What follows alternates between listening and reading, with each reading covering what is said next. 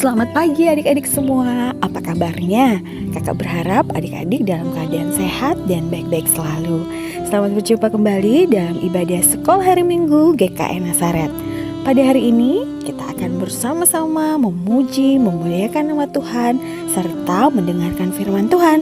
Walaupun kita masih belum bisa bertemu secara langsung untuk beribadah, tapi kakak percaya kita bersukacita bersama beribadah di rumah masing-masing ya.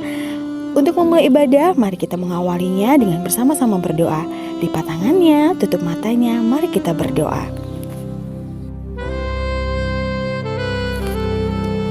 Bapa yang ada di surga, terima kasih atas penyertaan-Mu sepanjang hidup kami, sehingga pada pagi hari ini kami boleh bersama-sama berkumpul di rumah kami masing-masing untuk memuji dan memuliakan nama-Mu. Kiranya Tuhan memimpin dan menyertai ibadah kami dari awal, pertengahan hingga berakhirnya nanti. Kami serahkan ibadah kami ini ke dalam tangan kuasa-Mu dan ampunilah dosa-dosa kami ya Tuhan.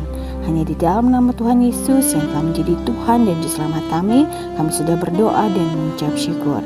Haleluya, anak Tuhan katakan, amin.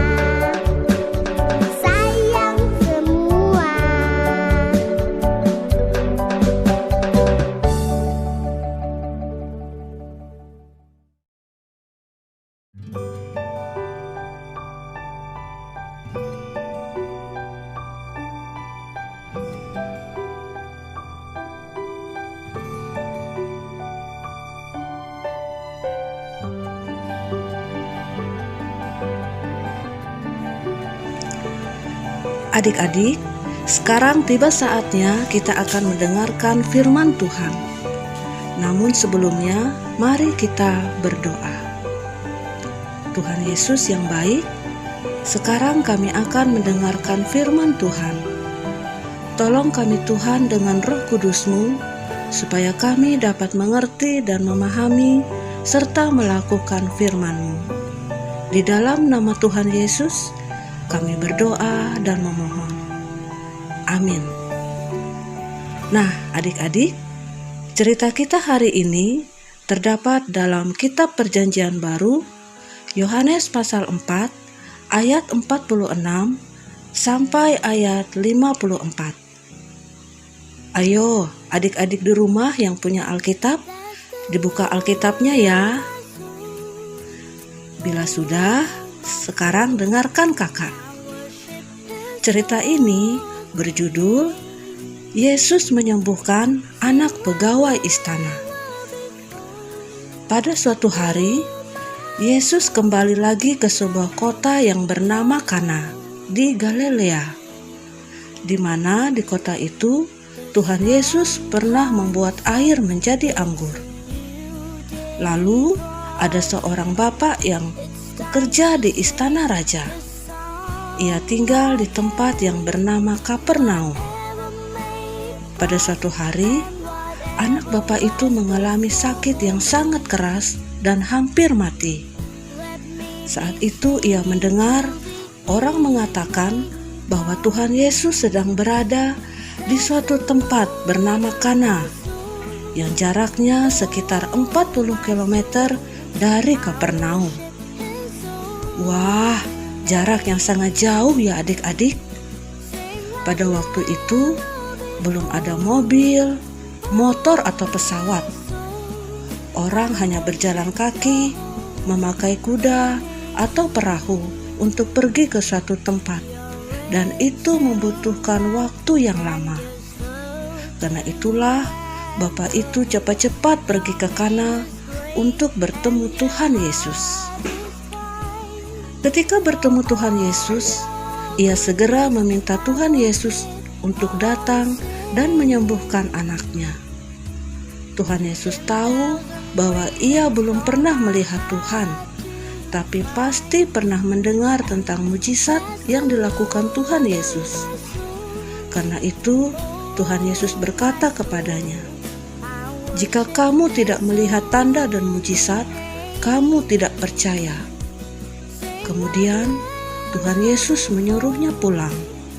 "Pergilah, anakmu hidup." Orang itu percaya apa yang Tuhan Yesus katakan, dan ia segera pulang.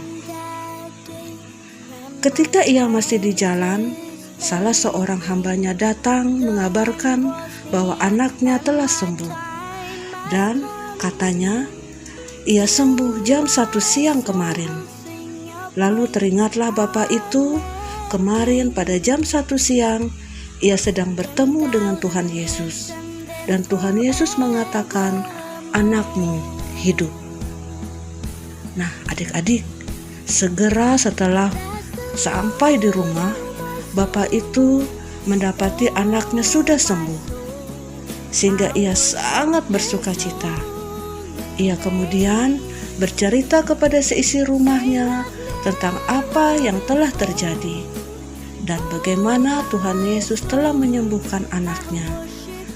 Mereka semua akhirnya menjadi percaya dan bersyukur kepada Tuhan. Nah, adik-adik semua, dari cerita ini Tuhan Yesus mengajarkan kita yang pertama, Tuhan Yesus ingin agar kita sungguh-sungguh percaya dan beriman kepadanya dengan memiliki iman yang benar, yaitu kita tidak hanya percaya kepada Tuhan Yesus karena Dia bisa melakukan mujizat saja, tapi kita sungguh-sungguh percaya kepadanya sebagai satu-satunya Tuhan dan Juru Selamat kita yang sudah mati di kayu salib untuk menebus dosa kita, yang telah bangkit dan naik ke sorga. Dialah yang harus kita sembah dan kita percaya. Meskipun kita tidak pernah melihat Dia secara langsung melakukan mujizat, namun kita tetap percaya kepadanya melalui firman-Nya. Yang kedua, sebagai anak Tuhan yang sudah diselamatkan, maka sebagai ucapan syukur dan terima kasih kita kepada Tuhan, kita harus belajar untuk meniru teladan Yesus, yakni mengasihi Allah dan mengasihi sesama manusia, seperti rajin beribadah, rajin berdoa, membaca Alkitab, suka berbuat baik, suka menolong orang lain, mengasihi, dan mengampuni. Nah, adik-adik, Demikianlah cerita kita untuk hari ini. Tuhan Yesus memberkati.